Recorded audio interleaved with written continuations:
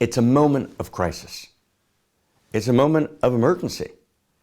And we need new emergence. But before we get from emergency to emergence, or to know how to get from emergency to emergence, we want to realize and fulfill that structure of cosmos that our crisis is a birth, right? That crisis is an evolutionary driver. But before we get there, we need to understand something about the nature of the crisis. And we're focused in so many ways on it being a crisis of resources. And that's of course true. It is a crisis of resources.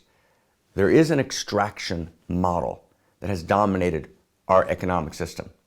Right? We do have a linear materials economy, which is an economy which is a single loop economy which creates waste, and that generated waste, right, creates disaster, right, in every possible level, creating dead zones all over the world, all over the seas, all over the land. Right? We do live in a world in which the infrastructure is breaking down at its core.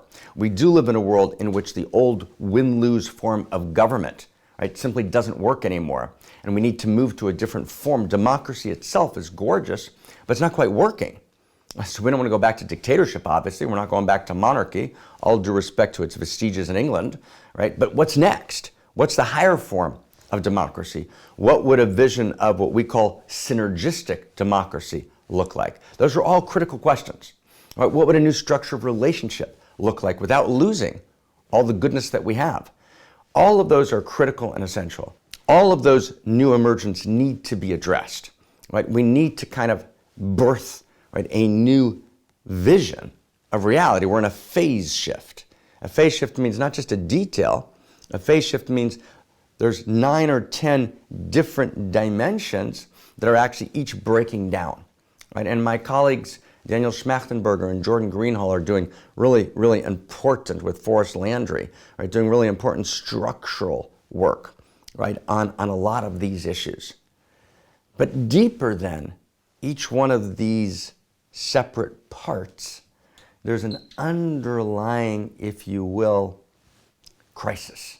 There's a crisis that underlies all crises. It's the mother of all crises. And the underlying crisis, the core of it, is actually not quite a crisis of resources. It's a crisis of imagination, right? We've forgotten to reimagine ourselves. We're stuck in old frames.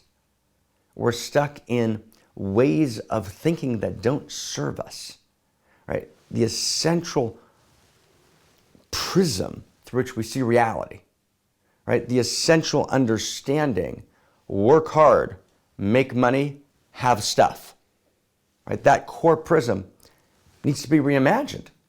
And the old prism, be obedient, serve God, get rewarded, needs to be reimagined. There's a crisis of imagination. We need to reimagine our very identity. We need to reimagine our world, which means we need to reimagine the universe story itself. So without reimagining our identity, without reimagining the universe story itself, then from there we have to reimagine our practices. We have to reimagine our maps, and we have to reimagine how we create community. Those are the 5 keys. Those are in all 5 of those areas: the narrative of identity, the narrative of the universe story. 2, 3, the narrative of community, how we form community. 4, our practices. What are our practices? Do we practice, and what are they? Without practices, without ritualized practices, without steady practices, we fall apart. There is no development. You cannot build your body without exercising. You cannot build, right, the body politic. You can't build your own structure within the body politic without exercising, without practicing. And practice takes regularity. It takes steadiness.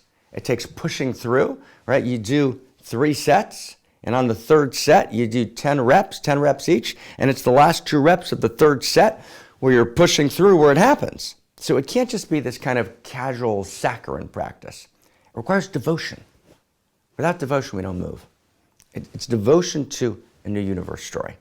It's devotion to a new narrative of community. It's devotion to a new narrative of identity. Right? It's devotion to a new set of practices, and it's devotion to articulating a new map. And the new map has to be simple.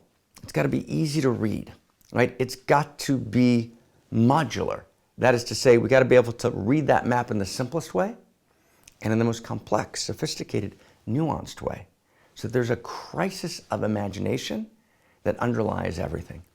You know, the human being, in the first description in one of the core texts of Western civilization, the human being is called Adam.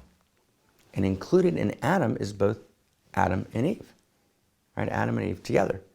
So what does Adam mean? Adam who includes both Adam and Eve. Before there's an Eve, the primordial human, right? So Adam, the word Adam, in the original Hebrew means dimayon, imagination. So the human being is not just a Homo sapien, not just a wise one. The human being is a Homo imaginus. Right? Imagination is the core quality of humanity. It's not extra. It's not something that's nice to do. And we kill the quality of imagination. We tell our children, it's just your imagination, right? Wow. My son, Eitan, hated reading until Harry Potter came along. Because Harry Potter took his imagination seriously. And all of a sudden, Eitan said to himself, here I have a story that's equal to at least some of the power of my imagination. We need to reclaim imagination, but not in a regressive, infantile way, but in a gorgeous, stunning, wise way, right? Homo imaginus. Ibn Arabi, the great Sufi mystic, talks about the quality or the power of imagination, right? As the quality, he's emerging out of Avicenna and Aristotle, and Aquinas talks about it, and Maimonides talks about it. The quality which invokes prophecy is what they call in Hebrew, koach hamedameh, the quality of imagination, right? It's huge. Imagination is not a casual fantasy. Imagination emerges from our deepest rigor. Imagination is the improvisation after choreography, right? That's imagination. So we need to be able to access our imagination, right? When someone tells me, hey, Feuerbach, right, the great philosopher said, right, God's a figment of our imagination, I always laugh because they're always forgetting that our imagination is a figment of God, right? The quality, the ability to imagine. And when we start taking imagination seriously again, we can begin to reimagine our reality. And to reimagine our reality is the first step to ending suffering. It's the first step to creating heaven on earth. It's the first step to actually striding, moving towards, right, utopia, instead of the dystopia that actually stands at the door. A crisis of imagination. Knowing, recognizing that's the first step. That's the beginning of activating again the gorgeous power of human imagination. Now, what we need to